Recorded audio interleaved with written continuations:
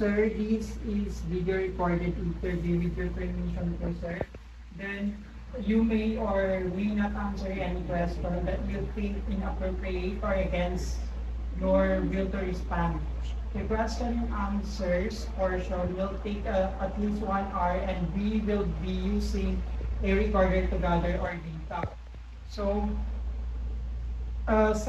there are 3 sections of our questionnaire, sir. First po is, itatanong po namin po yung mga profile of the participants, which is kayo po yung participant po namin, sir.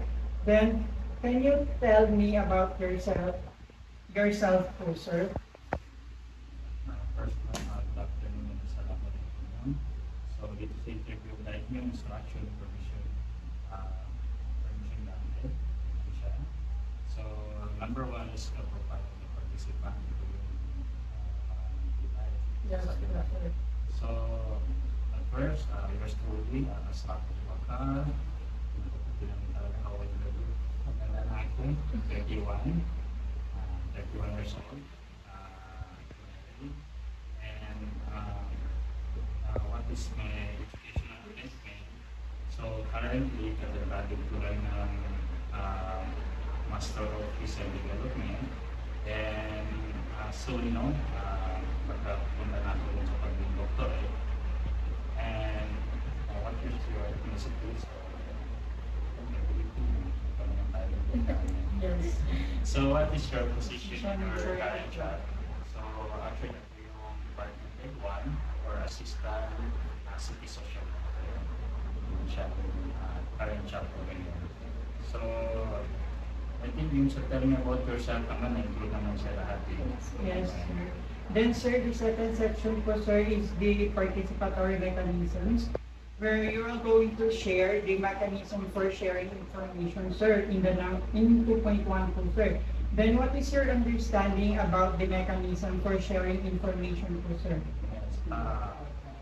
In connection with my job with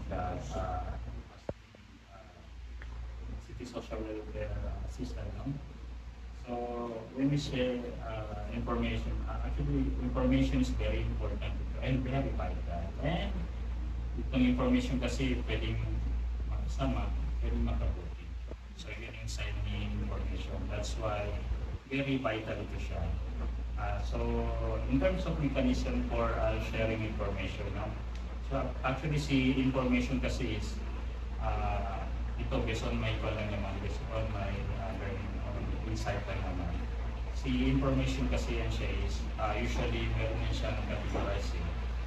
Sometimes yung si information, it can be fiction and non-fiction. Sabihin, may katotohanan, sometimes walang katotohanan. So that's why mahirap masyado yung maging marites kasi sometimes dito siya napupo sa false information. So magiging fiction siya. Ibig sabihin hindi siya ganun reliable source. So, ganun siya yung mechanism of information. Then the next question po, sir, is that how does this relate to your current job? Yes, very important information. Kasi in a way na, like for example, the social welfare office. So, meron kaming mga client dito. So, yung client namin, halimbawa may mga resources kami, meron kami mga assistant dito. So, kung madilay yung pagbigay namin ng information to them, so talagang imbis na mabilis nila makukuha yung resources or yung assistant, so tatagal siya kung hindi maganda yung pagbigay natin ng information. And then, another thing din is, very vital si information sapagkat kung mali yung may bigay natin na information sa ating mga kliyente, gusto na dito natin gusto punta sa mapatuwid, so doon natin sila mapupunta sa mapabalito. So yun yung kahirapan at kagandahan ng information. Then how can you effectively translate written materials into the local language to ensure clear communication? Written materials, newspaper, parang meron siya. Parang meron siya. So actually, kasi ngayon si written materials ngayon mas pabor na ngayon ang cellphone. Hindi because of the cell phone, because of the TV, radio. So sometimes, yes, kasi even though sabihin natin maganda talaga yung presentation ng retail materials, pero sometimes no, may mga mali na sinumpasa. So sometimes no, mas prefer natin yung manood ng TV or makinig na lang ng radio. So in terms of translating retail materials, kasi in terms of communication, ibig sabihin sa community talaga ito, kasi local language yung sinasabi dito. So ibig sabihin ito, as the person or as the translator, no, in terms of sa community, halimbawa ito yung, sako na lang natin, ito yung retail materials. So how can you translate this one to like native people doon sa community? So for you to, for them to understand, siyempre dapat din, ikaw nagbabasa, alam mo din kung ano yung sabihin nito. So that's the part of information. So kung nabasa mo dito is, ito ay napagawa ko, hindi na-translate mo doon ang sir, panic ko masyado. So doon pa lang, nag-prove siya na, so pumapanic na yung information. Ibig sabihin doon, hindi na nagpo-coincide yung information. So as the translator or as the community facilitator, dapat maganda rin yung pagkabigyan natin ng information. So doon ang mamakit. So the next question, sir, is what media channels would you most effectively disseminate translated materials to the community, sir?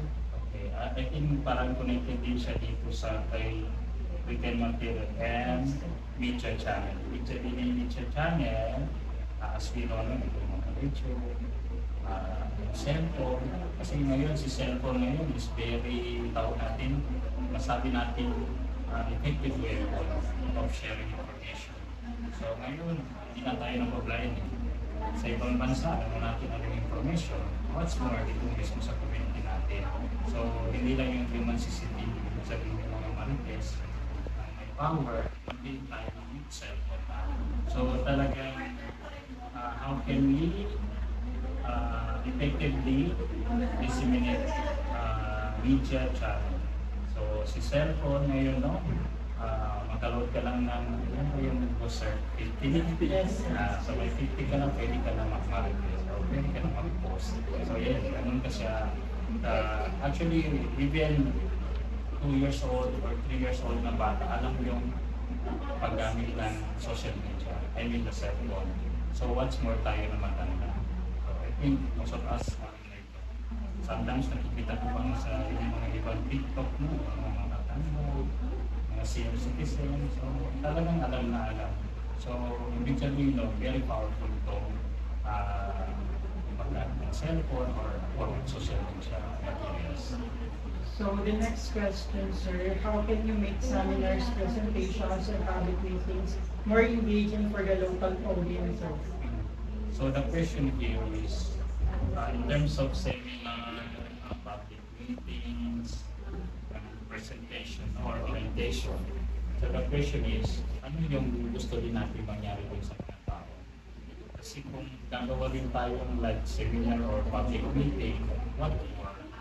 Ano yung magiging natin?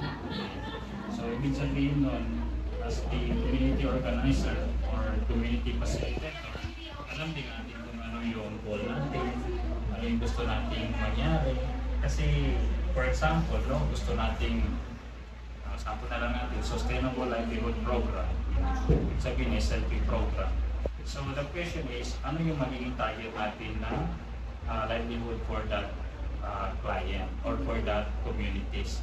Kasi kung mag-engage tayo, halimbawa lang no, sa coastal area sila, halimbawa ng coastal area, ibig sabihin, yung sa malalapit sa dagat, yan yan. So ang bibigyan natin sa kanila tractor, so paano kayo mag-tractor sa gitna ng dagat? So yun yung tanong na ron. So ibig sabihin ito, tatanungin din natin kung ano yung magiging gusto ng mga tao dun sa community. So that's how can you engage in terms of like conducting seminar or public meeting. So the next question to sir is that what are the key challenges in organizing public meetings to disseminate information and how can you address them? Okay. So of course no, so sige, dito na dun sa una, yung how can you make seminar or public meeting, no? So dito, no? So sige, alam na natin kung ano yung gusto mong mangyari. So gusto nila magkaroon ng bangka, ganun kung coastal areas sila. The question is, ano ba sila participative ba sila doon? Kasi one of the challenges nila siya. Even though sabihin natin, oh sige, gusto nila ng pambot kasi yan yung nakikita natin. But, okay, bigyan natin sila ng pambot pero wala pala silang fishing materials. So useless pa rin siya. So hindi mo naman din kaya ng kamay yung sa lata. So ibig sabihin nun, titingnan pa rin natin deeper kung ano pa yung kailangan nila. So in terms of dissemination dun sa or how can you organize your public meeting, another thinking pa rin kung ano yung magiging agenda pa rin mo, ano yung magiging target ninyo, ano yung magiging goal ninyo. Kasi mahirap na pagbigyan natin ng gano'n ng project, so that's all, wala nang sustainability. Ibig sabihin wala na bang kasunod noon or hindi pa din natin sila mabigyan din ng knowledge kung paano i-sustain siya. Kasi not all the time pero yung government or yung sa NGO, most of the time kailangan din na meron din silang alam kung paano siya gamitin kasi magiging useless na. So the next question po sir is how can you encourage active participation and feedback from the community during public meetings and presentations? Okay. So yun. So okay, na-identify nila kung ano yung yung goals niyo, ano yung gusto niyo mangyari. So the question is, paano magiging effective yung participation in terms of feedbacking? So I think dito naman kasi is, kung nandun na kayo sa activities na yun, kinakailangan din talaga is alam din ng bawat isa ano yung roles nila, yung mga minorities, kasi sometimes yung mga minorities na kung naitsapwera din yan sila na minsan yan, hindi na sila magpa-participate, yung parati namang nakikita and yung parati namang nagpa-participate, baka masobrahan. So paano naman yung minorities? So, how to encourage those minority and majority? Kasi minority and majority naman dyan. So, in terms of majority naman dyan, kasi sometimes no, dahil majority sila, yung term na Maguindanao na magwasag yun. So, sometimes meron na may sarili ng mundo dahil marami tayong makukuha ng ganito. So, kailangan magpidil ka din doon sa kanila. Dapat meron din silang limitation, meron din silang rules. Si minority naman, huwag naman natin silang itsapwera kasi doon sa 100% na community population, meron talagang 7%. So, ibig sabihin, hindi mabuo yung 100%, kung kulang yung 7%. So, ibig sabihin, very important din yung minority. So after you answer po the first category in participatory mechanism, so we need to proceed naman po sir doon sa second category, which is the mechanism for consultations. So the first questions here is how do you conduct consultation in your work field? Ano particular sa Community organizing. Okay, nakakakuha. So how do you conduct consultation in your work field? Kasi dito sa consultation din kasi natin, diba, okay, nabigyan na natin lahat ng mga resources, like yung mga programs and services. So, papasok naman yung monitoring and evaluation. So, si monitoring and evaluation, before we conduct monitoring and evaluation, meron din talagang consultation din doon. In a way na, ano ba, tama din ba yung nabigay namin? Ano din ba yung nabigay namin?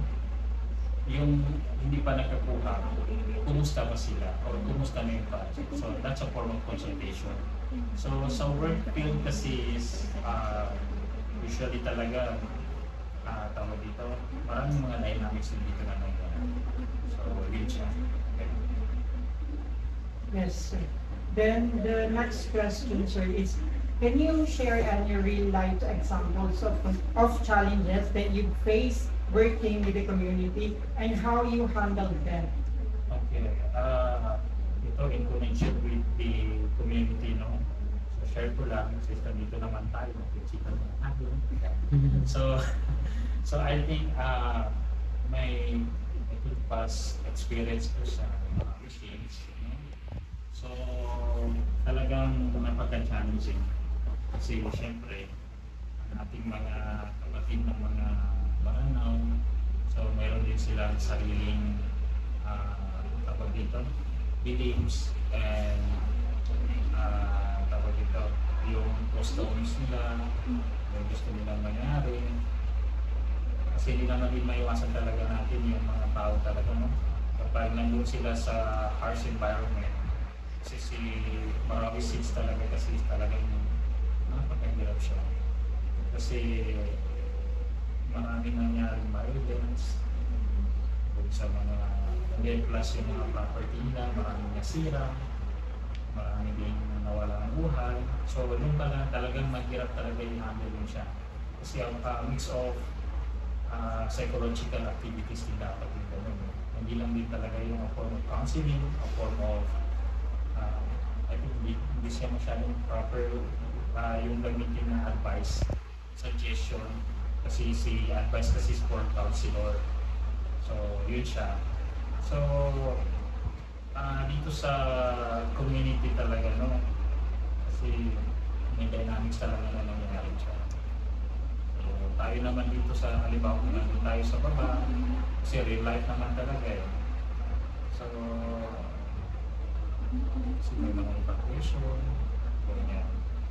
So, talagang napakahirap talaga. Kasi, pagpunta natin doon sa area mismo, so, ang tawag dito, iba din yung pananaw nila. And then, the first time na nangyari sa kanila. So, talagang napakahirap din. So, with the help of other stakeholders na nandun, so, I think a form of coordination yung kailangan natin talaga. Hindi rin kasi kakayanin ng isang community worker. So the next question, sir, is how do you see this policy project impacting your community or organization, sir? So, no, in connection with the 2.2 and 2.3 lang. So, actually, nagbigay na kami dito ng mga livelihood assistance sa ating mga Marawi victims ng Marawi Seeds, no? So, anong nangyari dito sa kanila? So, papasok na yung project impacting and the policy. So, paano siya nakatulong? So, kagandahan naman doon sa ating mga kapatid ng Marano, no? So, doon sa program na binigyan natin sa kanila, nag-utilize nila ng mabuti. Kasi knowing din naman na talagang business-minded, unlike sa ating mga malinaraon na business-minded. So, malaki talaga yung impact nun kasi parang 3 months lang, nakita na namin yung improvement ng kanilang buhay. Hindi naman siya ganun sa talagang nag-serve talaga. Pero at least, ay paano mayroon silang sariling puhunan and sariling income. So, yun yung kagandahan. And the next question, sir, is that what solutions or recommendations would you propose to improve this initiative, sir? So, I think naman, no, in terms of solution or recommendation, I think doon lang tayo sa recommendation and solution kasi pag long term talaga ito siya eh. And I think for the expert person, expert profession, ganyan, I think doon lang tayo sa recommendation. So, since gano'n, no, since may ganun na improve naman yung source of living naman nila. And then, one of the ma-improve sa kanila, no? So, I think, kasi sa amin naman, nabigyan na rin tayo ng mga housing project, no?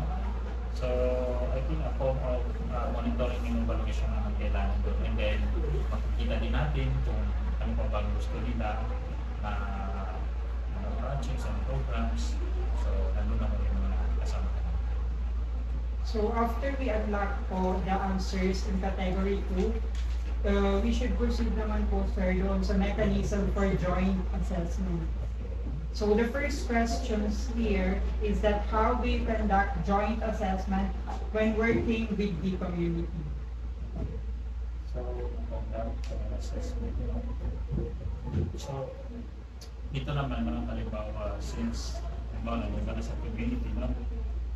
So, in terms of choice assessment naman, no? So, hindi lang ikaw yung dapat na nandoon. Maliban sa stakeholder or yung mga NGOs, mismo yung barangay official and the people doon sa community. Kasi hindi siya mag-work din, no? Or hindi din ma-assess ng mabuti kung wala yung participation din ng community and the barangay official mismo doon sa lugar.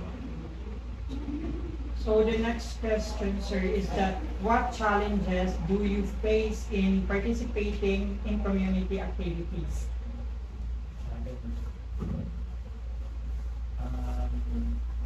So far, no, sa Ranong area naman, ay Ranong province naman, no. So during my activities sa community engagement sa tao doon sa communities, no, kami sa talaga sa pinakamahirap din talaga, no, kung magkaaway yung dalawang ng ano doon sa area. No? So yun yung mahirap talaga kasi hindi ko na lang sasabihin, sasama na yun siya na sa Ranong province, no. It can result to a reduce, sir. Yes. So, ang nangyari doon, meron kaming bit na programs and project. So ngayon, ang nangyari doon, itong isa gusto ganito karami, itong isa gusto naman ganito karami. So ang nangyari, so parang nahihirapan yung worker din.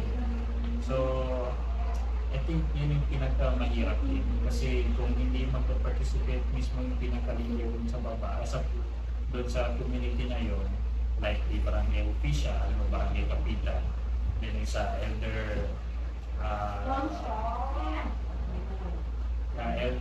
tawag ito, ang kanilang elder, gano'n. So doon pa lang, so talagang mahirapan din talaga yung program, yung project natin, paano natin mabigyan. Halimbawa, barangay kapitan and commander, doon pa lang, talagang mahirap na talaga. So yun yung mga challenges. So, as the community community facilitator, paano natin ma-handle yun? So, yun yung tanong doon naman. So, yung challenge, so ano naman yung gagawin natin as a community facilitator or worker since nandun na tayo sa area. So, ang ginawa ko doon, or ginawa ng worker na yun, no? So, nakipag-communicate talaga dito sa dalawang leaders. So, ano maganda? Kasi kung lahat kukunin, ano mangyayari naman doon sa implementation. So, yun yung mga challenge na gano'n. Or ito gusto ganito, gusto naman yung ganito. So, what if kung isahan na lang, magkasundo tayo, magawa tayo ng memorandum of agreement na ito dapat, ito mangyayari. Actually, dito hindi nyo pa masyadong na-fish out kasi nandito pa tayo sa four corner. Pero kung nandun na kayo sa community, parang sabi namin, tayo matagal, tayo mahirap. Pero ganun pa man, part of challenge siya and part of problem siya. So the next question, sir, is that are there any difficulties in accessing the services or resources provided for? There are difficulties in accessing the services. I think nagbabari lang naman ito sa ating mga community leaders, no? Kasi in terms of resources naman, nandiyan naman yan. Anytime pwede natin makuha. Pero nagbabari rin sa initiative ng ating community leaders. Kasi sometimes, no, kung ating community leaders wala rin masyadong pakialam doon sa community, so talagang wala rin mangyayari. Pero kung ating leaders, no, sa community, marami siyang initiative, marami siyang gustong mangyari, marami rin siyang like tinitignan na ito yung magkakaganda sa aking mga tao o aking mga nasasakupan. So walang posible dito sa resources ay talagang provide ito. So nagbabari lang yan sa ating community leaders. So after we unlock po the third categories, we should proceed naman po sa fourth categories, which is the mechanism for shared decision making. So the first question here po is that how do you carry out the decision making process when working with the community, sir? Okay. So yun no, sa pagiging decision maker, no? So talagang napakahirap ito. Sapagkat no, lahat ng sabi natin kagandahan or isang programa, ibig sabihin mo, nakadepend sa iyo na decision maker. So, sa pagiging decision making, no? So talagang, ano dito, pagka sa sasakyan, no? Ito yung nagmamaneho. Whether ibabagal mo, or itatanong mo doon sa money, so nakadepend yan sa iyo. Or, ipupunta mo doon sa destination. So, nasa iyo na driver yun. So, si mechanism for shared decision making, no? So, you're not only, syempre, sa example ko na lang, ikaw yung nag-drive. So, kayo yung mga pasahero ko, no? So, kung yung nag-drive, kasi nandito kasi shared decision, ibig sabihin, hindi lang isa. So, kapag nag-drive ako, tatanungin kita, sir, ano sir, di ba bang naman ako? Sabihin mo, sige, huwag mo na kayo. Matagal ka, sige. So, while ko naman, nagdadrive ako, tatanungin ko naman kayo ng grupo. Ano nito, itatalong ba natin sa bangin? Ay sir, wag sir, baka mamatay tayo lahat. So, ganun siya. So, ibig sabihin nun, so yung isa, si sir, sabi, sir, mag-start na lang tayo para hindi tayo mabangga o mahulog sa bangin. Ibig sabihin nun, even though ako yung nagdadrive pa rin, siyempre, meron din kayo contribution. So, ganun kahirap yung mechanism ni decision and sharing decision making. So the next question is, sir, how can you ensure that all voices are heard in the planning process? Yes. Yeah. So si planning process, actually nandiyan sa kabila natin ay aming planning division chief. No? So, based on dun sa ginagawa niya, no? So ang ginagawa niya, lahat ng mga different stakeholder, no? Kinoconsult niya, ano ba, tama ba yung nandito, tama ba yung gagawin natin, tama din ba yung plan natin, hindi ba tayo like napapaload na ba lahat, ganun siya. So, pinaka-importante pa rin dito yung consultation pa rin. Ganun siya. And, siyempre, kung may suggestion, dapat you as the team leader or you as the, sabihin natin, president ka. Okay. So, you as a president or team leader, no? So, dapat pakingganin natin yung mga minorities, huwag lang yung masyadong majorities kasi minsan magpasag ko. So, yun yung minority natin. So, mapunta tayo sa ibang daan. So, ganun siya. So the next categories naman po, sir, is that the mechanism for collaboration. So the first questions here is that how do you collaborate while working with the community? Okay. For you, ano yung understanding mo sa collaboration? Collaboration, sir, is that, halimbawa sa community, sir, need natin yung participation ng mga tao dun sa community. Then also, yung involvement din po natin doon, sir. So, ibig sabihin, no? May one good, sir, may tulungan. Yes, in short, unity siya, no? Yes. So, ganun siya. Actually, ang collaboration kasi is very important ito. Sample ko na lang, no? Yung sa pagbitbit nitong lamesa, hindi ko kaya. So, kailangan, nandiyan kayo para tulungan ako para ilabas ito. Pero huwag mo na ngayon. Nandito tayo. So, sample lang siya. So, ibig sabihin nun, no? May mga gawain ko talaga kasi na mabigat na kailangan na hindi lang ikaw. Ibig sabihin nun, yung program, hindi din natin kaya din i-implement kung tayo lang din. Ibig sabihin, tayo yung implementer, tayo yung monitor, okay lang yun siya. As long as meron tayong kasama. Pero kung tayo pa yung implementer, eh tayo din pala yung beneficiaries, tayo din yung tao dun sa community. So talagang hindi talaga natin kakayanin yun siya. So, ibig sabihin nun, lahat ng different stakeholder or different majority or minority in the community, ibig sabihin, meron silang kanya-kanyang function and roles na dapat ibigay mo rin as the team leader or as the community facilitator. So the next question po, sir, what challenges have you faced in collaborating with the community? Okay, actually one words lang ito siya. Hindi siya participative. Kasi kung hindi talaga participative yung community, anong strategy mo kung sabihin nga ayaw namin yan, sir? Wala tayong magawa. Hindi rin natin sila mag-force, kainin mo na yan. Hindi naman din pwede yan. Kasi baka tayo yung habulin ng bolo, tilan kung yung bolo na matalim, yung bolo na hindi matalim, talagang bugod pa tayo doon. So ibig sabihin nun, huwag natin i-question yung community. Ibig sabihin nun, yung kanina, no, yung nauna, ibig sabihin dapat meron din tayong consultation, ano yung target goal natin, ano yung gusto din natin, and gusto din nila. Kasi ang pinaka-importante talaga, yung gusto talaga nila. And before yung gusto natin. Pero along with that, explain din natin ano yung advantage and disadvantage kung gagawin nila and ano yung gagawin naman natin. So lahat naman ng ginagawa, no, hindi naman lahat yan advantage. Sometimes may disadvantage naman. So ganun siya. So, the next question, sir. How do you coordinate with the different stakeholders, local leaders, NGOs, government agencies to achieve common goals? So, familiar din ba kayo sa tools ng social work? Pinag-shortcut nila. So, as the community facilitator of social work, no, share a picture social work naman kayo. Baka may na-share ko sa inyo. So, isa talaga sa pinaka-importante talaga yung courtesy call. Hindi ko familiar tayo sa courtesy call.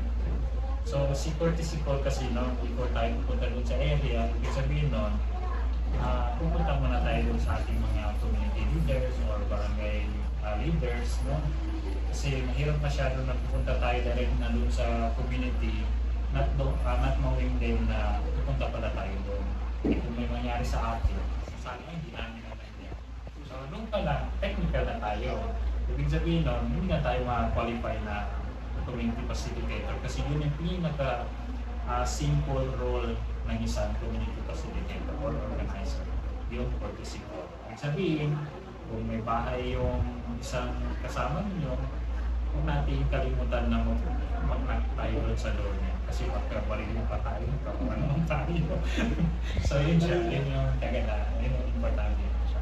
So the next question, sir, what steps do you take to ensure that community initiatives are sustainable and continue beyond your involvement? The next to the how do you coordinate? Okay. So what step can we do now? Yes, sir. So what step can we take to ensure that community initiatives are sustainable and continue beyond our involvement? So ibig sabihin ito, yung mga program ninyo is, ikaw na facilitator, wala ka na doon. Ang ibig sabihin nun, yung project programs na lang yung natira mo doon. So, wala na community facilitator. So, the question is, how can you sustain those program and project, no? So, ang isa talaga sa dapat na gawin mo din sa community facilitator, no? Mag-ingat ka din ang legacy mo. Ano yun siya? Mag-identify ka ng potential na someone na magka-alalay sa'yo. Kasi sabi nga nila, no? Mahirap na parati mong bigyan ng tao ng nangis na. Dapat alam mo din kung paano din sila mangisda. Kasi kung bibigyan mo lang sila ng isda, matipat naman kasi kung parati mo lang sila bibigyan ng isda, hindi na sila marunong paano ba yung kunin. Kung kunin na yun siya, hindi pala nila alam. So talagang wala nang sustainability. Mawawala na yung empowerment. So yun yung pinaka-importante is yung empowerment. Sabihin, dapat alam din ng community kung ano yung gagawin nila kung wala ka. And as the community organizer, dapat meron ka yung transition na kung hindi naman mawala dito sa mundo. Mawala ka doon sa community kasi papunta sa ibang community. Mawala ka na doon sa community para sa another community engagement naman. So, you as the community facilitator, dapat mag-train ka rin doon. Yung mag-train ka talaga doon ng personal talaga na hindi sila makawala doon sa ano yung essence ng program and project. Kasi Actually, yan ang pinagka nangyayari sa karamihan ng mga program and project sa baba is yung walang sustainability. So, useless na rin siya. So, the next category po, sir, is the mechanisms for empowerment, which is the first questions here is how do you manage empowerment while working with the community? So, empowerment. No? So, from its root word na, power. So, ibig sabihin no, na as the community facilitator, no? So, paano mo ma-rely or ma-manage yung mga like yung community mismo na at least hindi na sila aasa kasi empowerment kasi kaya nilang tumayo sa kanilang sarili, no? Ibig sabihin nun, kahit wala ka na doon, pwede mo na silang i-let go, no? Mahirap man, pero kailangan mo lang i-let go dahil alam mo na sa sarili mo, alam naman nila na kaya naman nila yung trabaho na gano'n. So, as the community facilitator, no? So, again, no, kailangan meron tayong training, may equip sila, na that time, na meron din talagang kasi sa isang program kasi meron pinakalas na, no? Maliban doon is meron na tayong tinatawag ng termination. Yes. So, doon sa termination phase, I think community organizing or sa inyong case study, meron ng termination phase. Kasi mahirap masyado yung meron kayong tawag dito, yung client attachment, I forgot the exact term, pero parang attachment siya. Kung maiwan mo yung community or yung client na hindi na siya maka-get over, so mahirap yung ganun. Kasi ibig sabihin, useless pala yung ginawa mo doon. Ibig sabihin nun, gagawa tayo ng, o gagawa ka ng isang termination phase, dapat alam din nila kung hanggang saan lang yung pagsasama. Then, how do you ensure that all voices, including the marginalized groups, are heard? Okay. So, sa lahat naman ng community or ng group naman, actually very tawag dito, kakasating na yung mga marginalized group natin wala masyadong participation. So, you as a community facilitator, dapat din mayroon ka din, halimbawa na-identify mo na yung ano yung goal, ano yung agenda, ano yung gusto mong programming services. So, the next thing is, dapat lahat ng mga marginalized group or yung mga vulnerable sector, dapat ay mayroon silang participation. So, ibig sabihin, by sector, mayroon din silang participation. Ibig sabihin, representative, may representation sila lahat. Makatulog ka naman, patay po, makatulog na. So, the next question, sir, is that how can you encourage people to take leadership roles in the community? How to encourage people to take leadership roles in the community?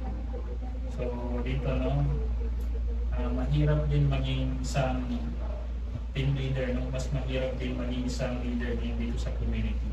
If you are the community or like you are the people in the community, talagang napakahirap. Kasi kung ikaw naman yung pipili, ay si Sir, may favoritism talaga ito ba? Kaya si Kwa nang pinili. Kung siya naman yung mag-volunteer, ay itong si Kwa naman, pabida-bida naman ito. So lahat no, mahirap masyado. So I think dito naman, no, I think kinakailangan din talaga dito, no? Lahat ng mga vulnerable sector, dapat meron din silang representation doon. Kapag gagawa kayo ng, mag-appoint kayo ng leader doon sa community. Kasi kung wala din representation, ay ma'am. So kung wala din kayong representation doon sa community or doon sa every sector naman, so magiging ganun talaga, may tampuan talaga, no? Na mangyayari. Pero kung lahat well represented and then sila mismo, magbubutuhan sila kung sino yung magiging team leader nila, so hindi ka mahirapan at wala din masasabi silang bias si Sir kasi siya yung ganito ganyan, so maalis yung gano'n na principle. So the next question, sir, is what strategies did you use to build confidence in local leaders? Okay.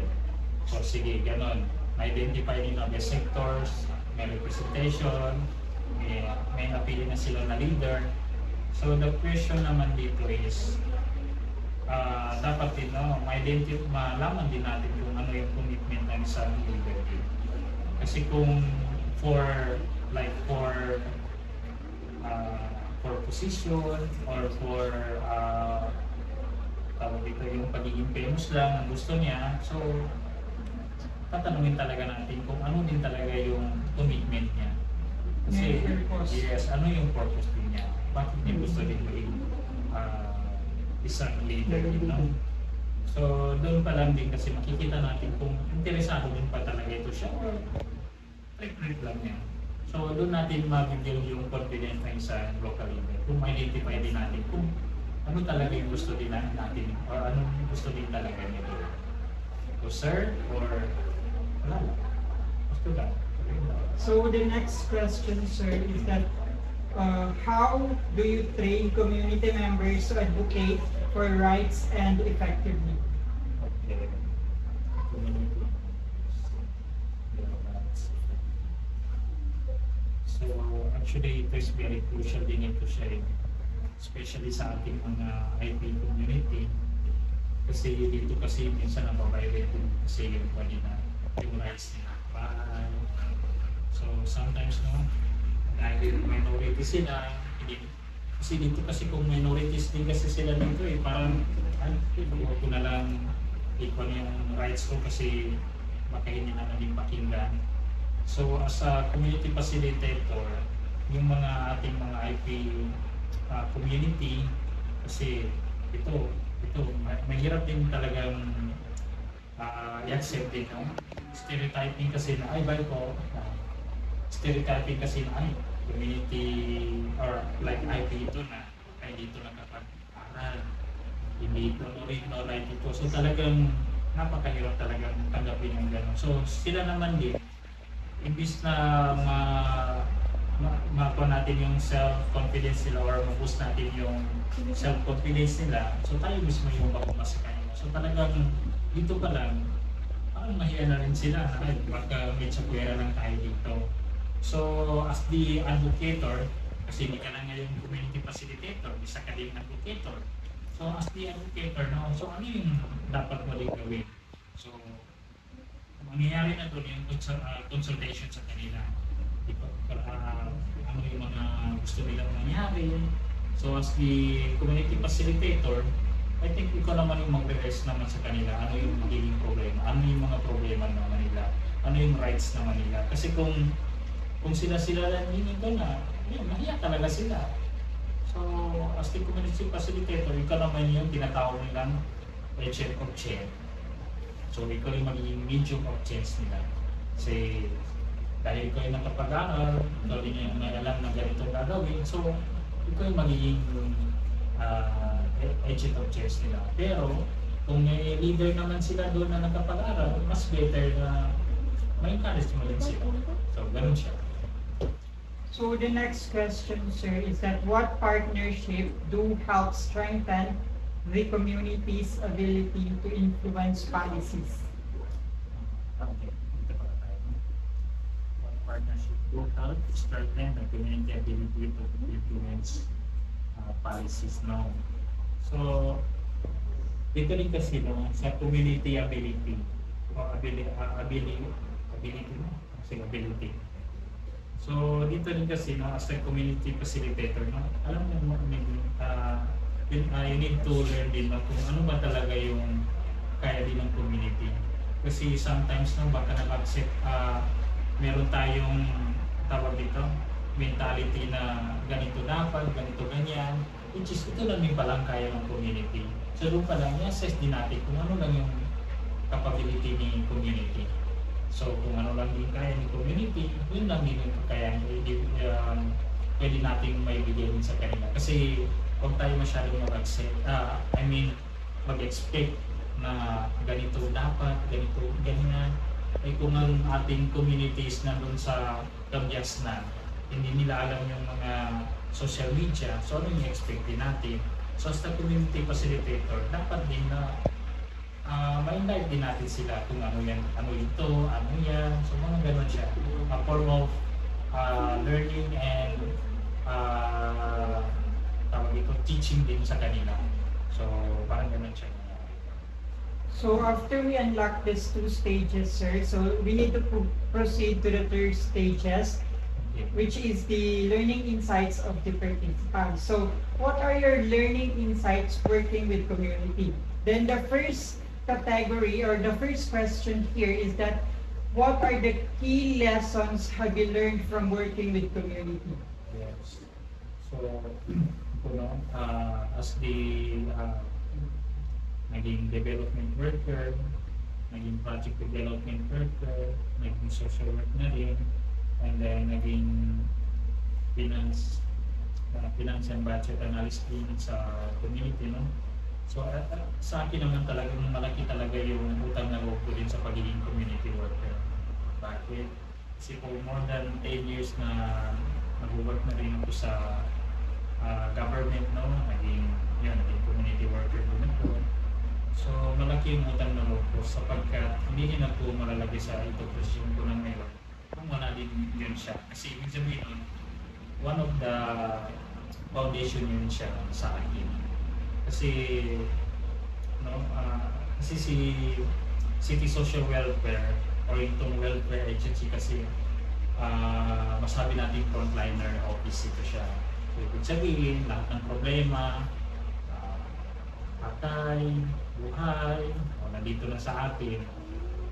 Yung solo parents, child, vulnerable sector, PWD, senior citizen. So sa atin na yan lahat. Pati bill system sa atin na rin siya.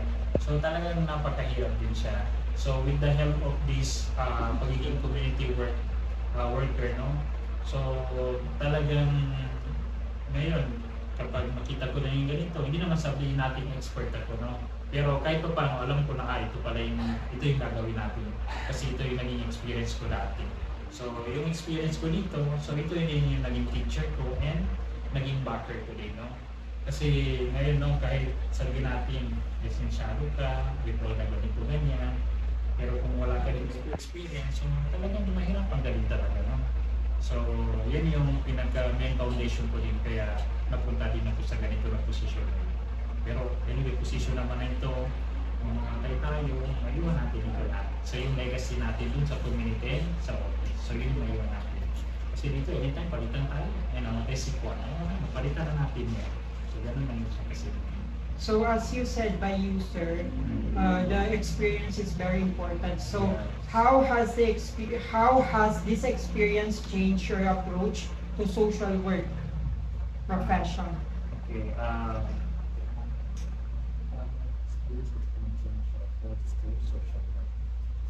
So, ang particular, parang medyo ko lang dito, parang medyo experience, okay.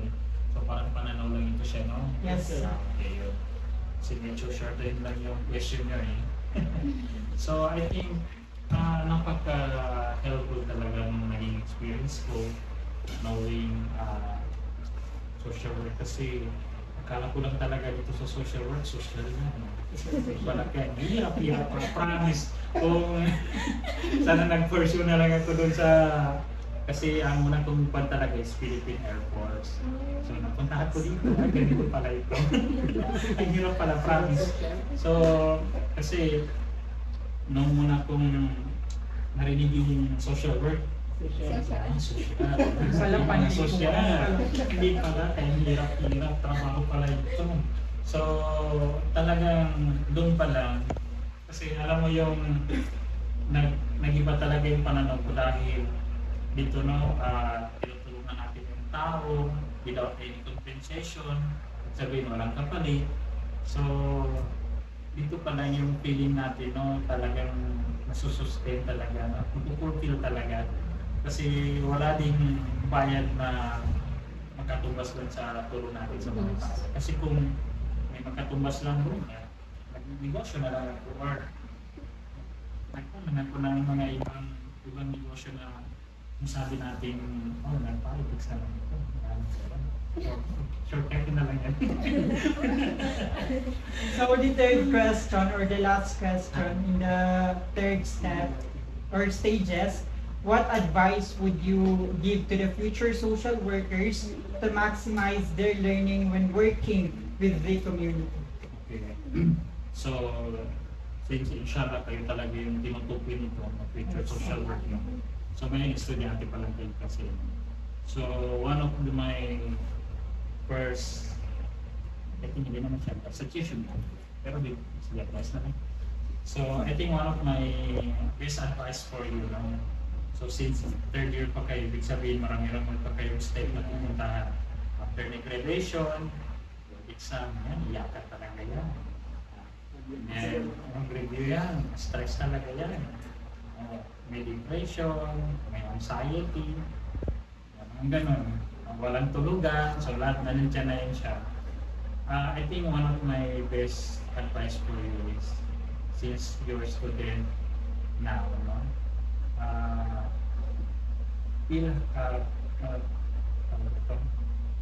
Kailangan talaga ninyong maging happy sa pagiging estudyante niyo. Kasi namnaman niyo yung pagiging estudyante niyo. Kasi bakit? Kasi kung nandito na kasi ganito sa akin, yung position ko na ganito, inshallah magiging ganito din po sa akin. So kung magiging ganito na kayo, buti kayo pumasok kayo, wala na akong pusa. Diyan sa pagiging estudyante, marami pa kayong kaibigan. Yan, namnaman niyo yung pagiging estudyante niyo kasi nandiyan yung mga kaibigan niyo, mapa-real or mapa-fake yan siya, okay lang yan. Kasi the real situation is the real world. Ito yung nagtatrabaho na kayo. Kasi kung nandito na kayo sa ganito ng trabaho sa amin, hindi na ma-feel na, ay, kumusta na kayo si Kwan? Kumusta na kayo yung crush ko? Parang ganun siya. Kumusta na yung ganito, ganyan. So, hindi nyo yung maisip kasi wala na kayo sa pagiging estudyante. So, dapat lahat ng magiging experience sa pagiging estudyante, kaya nga sabi nila okay lang magka-crush. Kasi basta wag lang pag-crush na accident talaga. Kasi part of pagiging development yun siya.